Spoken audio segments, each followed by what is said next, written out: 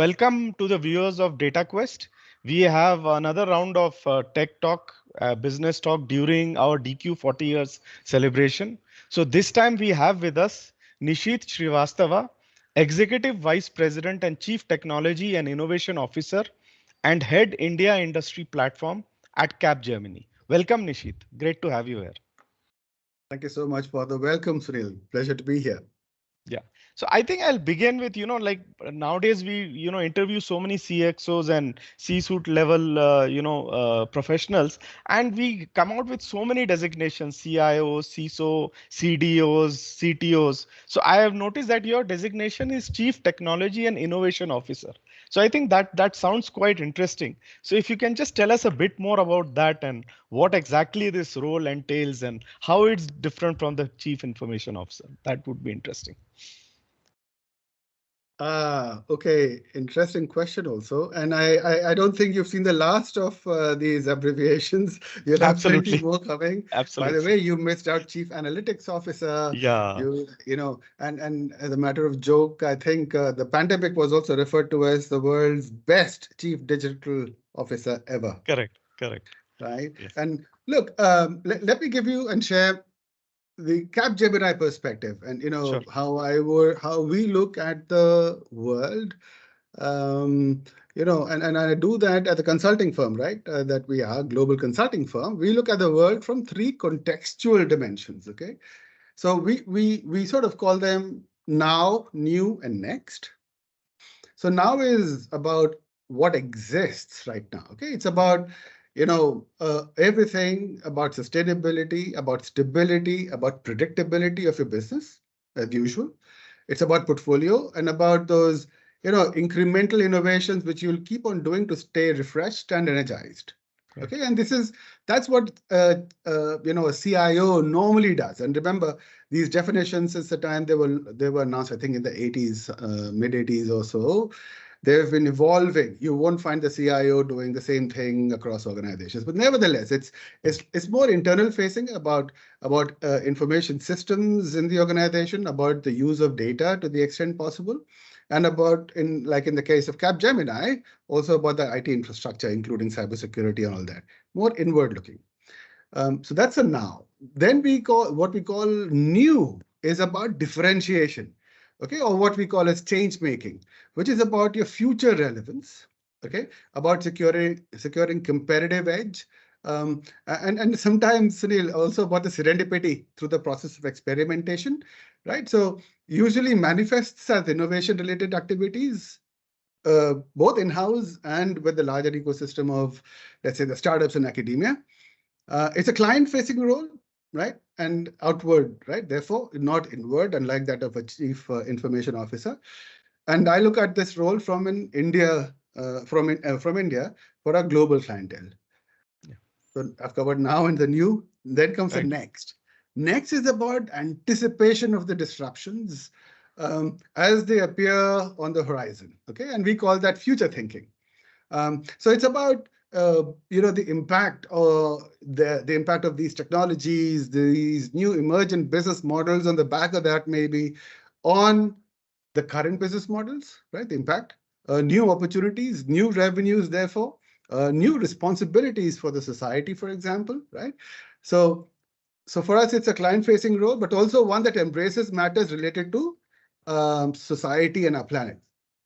Okay, so I look at that role for areas like tech for society, for cross-industry innovations, for technology validations at the confluence of all of these disruptions, etc. So in short, okay, I look after both technology and innovation for our clients, for society that we cohabit, and for our planet. Okay, versus a CIO who would be a more inward-looking, role and focuses on internal systems and infrastructure, as I explained. Does that make any sense? Yeah. No, it's quite fascinating. So even we are watching the evolution of the designations also. So this is fascinating. In fact, what you have said, I'd like to carry forward a bit because you talked of the next and handling future disruptions, and you also called the pandemic the chief digital officer. So maybe if we can expand that, the pandemic saw a sea change. So what are some of the examples of change of strategies that have resulted from it? Because now it's a past, but at that time it was a next for you when the pandemic came at that time. Oh, it was. I'm still not sure if it was a white swan or a black swan event, but Right, it's something that, very difficult to put shape. Okay, right, so look, we've already seen how today, sitting where we are, how the IT landscape strategy, IT landscape and associated strategies, right, have shifted in the last couple of years. So, we've seen the hybrid world, the hybrid work and workplace, the hybrid worker, work, and workplace, right? All of these many combinations, emerge in the phygital world, right? right, We've seen digital transformation activities being undertaken at a scale which is unimaginable, and even the most, let's say, traditional businesses, right? From digitization to digitalization, right? All of that, everything running in parallel across a spectrum of corporations globally. Of course, you've seen the cloud scramble, right? The right, hyperscalers and the muscle that they wield today, unbelievable, and how sharp right, they're becoming, right? To the increased data analytics, right? For right, resilient business outcomes, right? Resilience becomes a new, focus area for every CIO, right? Worth his salt, right? right, Cybersecurity, which by the way continues to be an intensifying threat as well, right?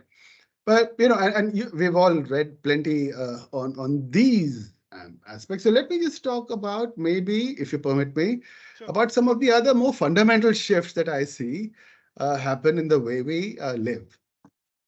Okay, so and you'll see this, Sunil.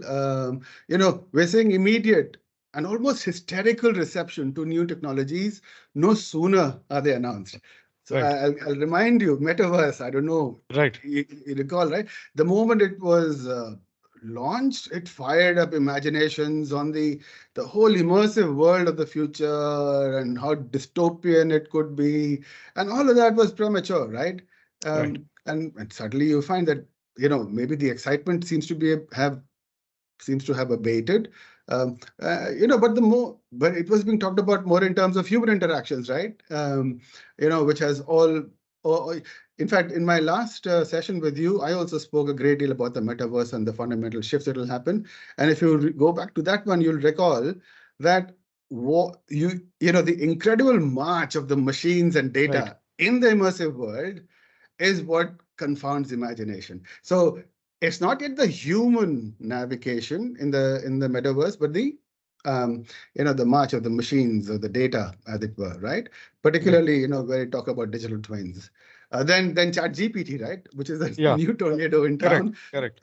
You had the Microsoft Copilot launch Right, just last week, and not to forget the other generative AI-based launches like Google Bard, Adobe Firefly, and right, Sensei Gen AI, and half a dozen others, Sunil, and you plenty more where that's coming from. So some of these things will fundamentally change our reaction to technology, our ability to, or a desire to engage with it, will be very high as an enterprise. And then, of course, other than these launches, we're witnessing traditional business models metamorphose, which was right, expected, by the way. So, the whole e-commerce and delivery services, right, which have right, grown phenomenally. In India, look at it, right? I mean, the home delivery services, they're competing with the best of e-commerce companies now in terms of the number of right, transactions permissible per square mile in that city, right? Then, of course, the whole telehealth and virtual care, which is permeating immersive tradings, right? mm, Consultations, counseling, etc. And then, of course, we're seeing newer digital tools emerge on the back of that. So I've spoken about e-commerce, healthcare. Yeah, the entertainment, right? The right, streaming services like OTTs have blossomed. And remember, right, that's also implying that just like when Apple launched the App Store, which democratized, let's say, service creation in the hands of the average, citizen, right, here you're getting, content creation, right? Emerging from tier 3 towns. And these are people who are using advanced technologies to whip their output into shape, into right, content, consumption ready formats. And of course, you've followed it, I'm sure, the whole UPI Right. phenomenon, not just in India, Right. but everywhere else. Incredible shift in digital and contactless payments. So plenty going on, and I would ascribe the extraordinary trajectory to the aftermath of the pandemic. Yeah. More to come. Yeah, sure. Yes, so I think you've covered the wide gamut of technologies that is going on today. So that's quite good. So one I would like to take out because that is more immediate, that is ChatGPT. Because so much has been said about ChatGPT and GPT-4, but like we are more interested on the business impact, how it's going to impact the business. That will come later, but how do you think it'll transform the way we do business? It's not going to come later, Sunil. It's already begun Okay. happening. A lot of Okay. experimentation. But let me begin with an example, okay? Sure. Just this morning, I saw a Yeah. tweet from a pet parent Right. about how her dog was practically dying despite a ton of medical interventions from a veterinary doctor. Okay. And how she was feeding all of what she did was she fed all the reports into a GPT-4 engine, which was just launched, right? Right. Right. Last Correct. week.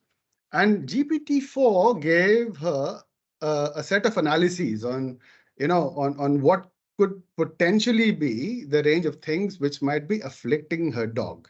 Okay. Now, she had just fed all the parameters and the results and findings over, the first round medication and then the second round, and Right. the situation continued to worsen.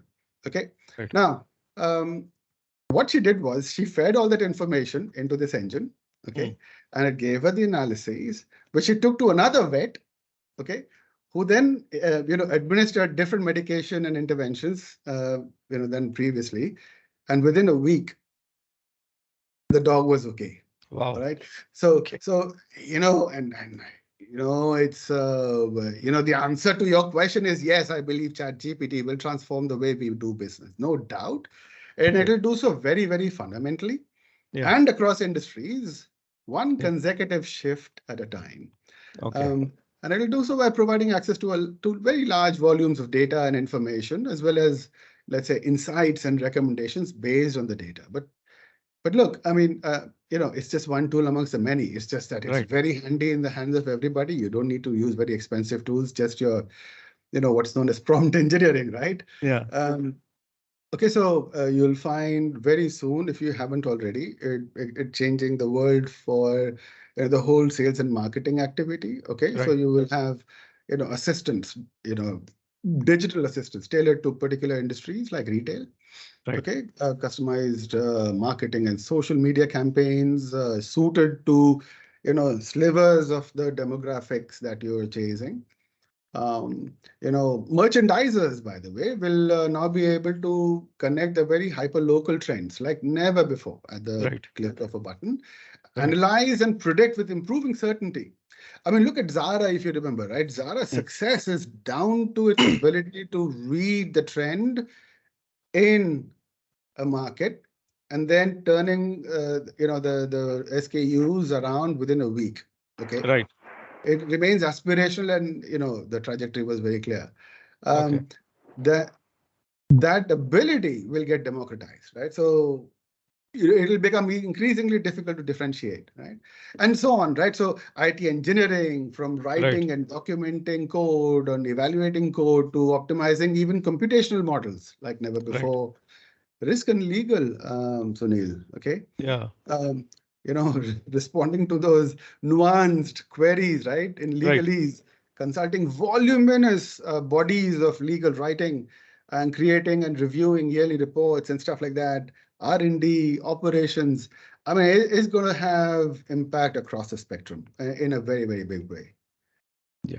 So, I mean, that's what I think. We live in very exciting times, and it's like a technological acceleration. There's like one technology after another. And I think in the path ahead, we have still so many emerging technologies. Like India has finally become a 5G nation. Then there are IoTs. We have like tens of billions of IoTs. Industry 4.0, which can finally happen because we are heading to, 100% electrification and digital transformation due to the pandemic, and finally even AR VR. I think you mentioned the metaverse. Maybe one of the reasons it hasn't taken off is because AR, VR hasn't reached that critical level. But once it reaches, we will enter the metaverse. So I know these are quite a lot of technologies. So if you can speak something about these. So last one first, okay? The Sure. proliferation of a technology, Sunil, in my view, and this is, it's said loosely, but it is very deep. The moment a technology gets launched, which your grandma can use, or your parent, it's called the parent test, okay? Okay. If your parents can use it with ease, Yeah. okay, it's going to change the world. That did not happen with Metaverse, by the way, Right. because how many people, forget your parents and grandparents, how many of your colleagues have ever touched a HoloLens, leave Right. alone, right? So, watching things happen in a browser, okay, an immersive reality in a browser is not Metaverse. Let's just be very clear.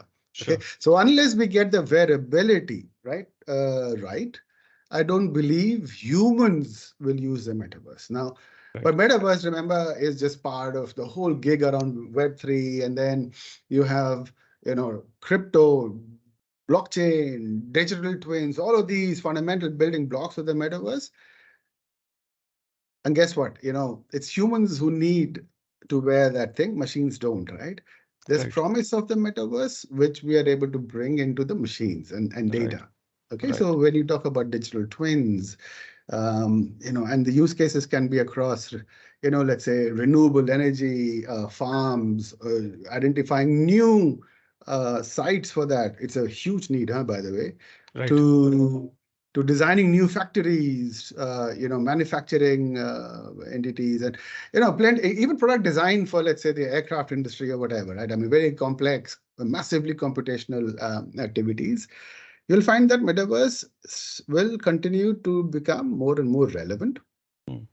Okay, and Sunil, how many cadavers does one have to cut open before you become a doctor? Sure. Right? The ability to navigate the innards of a human body, okay, immersively, see an organ from all around, the visual that you can get, right, in action, right, can only make you a better doctor. Right. Right. So those things will happen. Live surgery, maybe not, but for training, absolutely, right? So that's just on the last part of the metaverse that you remarked on. But let's talk about, you talked about 5G. You talked about IoT, right? Right. Immersive reality in general. So look, edge core technologies, as it's called, right? They're pushing the limits of central IT infrastructure closer Right. and closer to the real world of business ops, right? So Right. when you talk about autonomous vehicles or your home automation, for example, right? Right. What's really happening is computation at the edges, correct? So think of it like, you've got embedded AI inside your watch, inside your fan, inside the AC, right? Right. All kind of devices, your car. Huh? I mean, you've got a Android OS for cars, right? Right. Uh, you know, and plenty others, right? And so these are massive data centers on wheels, computation engines on wheels, and in a mesh network, they have to connect, right? Increasingly, at a macro level, they begin to, appear like the synapses in the human brain, right? The whole Right. nervous system, right? Correct. So basically, what is going on is that innovation begins to flow when the computation, the storage, the processing Right. power, etc., Right. meets data collectors and gatherers, right? Mm. You have the sensors and the many actors where it comes to data, right? I mean, government agencies being just one of them. For example, I'm just bringing the sovereign aspect into the mix. Mm. So so it's a meeting point of the cloud with its edge cousins, right? The mist and the fog. And so, look, I mean, from an infrastructure, it's becoming infrastructure, right? And it's, Right. just incredible. And 5G becomes, therefore, very, very important to be able to become the channel and the medium of interaction of all of these players, right? To develop and foster marketplaces, right, for Right. B2B activity, for massive consumer, including entertainment, okay, activities, right? Yeah. And telcos are beginning to do kind of, give the clients the kind of ability which are completely destroying and shattering old business models. So 5G, and then of course, uh, you know,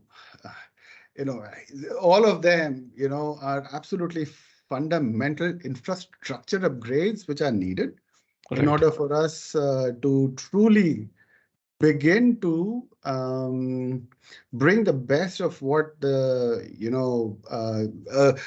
technology like ChatGPT, for example, will begin to manifest. Yeah.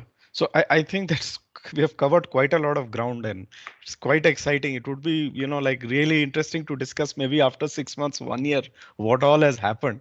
But I'd like maybe to end on like where we began. We were talking of CIOs, CTOs, CDOs, CAOs. So I'd like to know what is your advice for new CIOs, C-suite level? Because even first there is a lot of overlap in the roles of the various, designations. And second, I mean, many of the problems and challenges are the same. So maybe if you could end with what your advice is for any, it's quite daunting, like you have described the way so much technology is coming, solutions. So that would be helpful.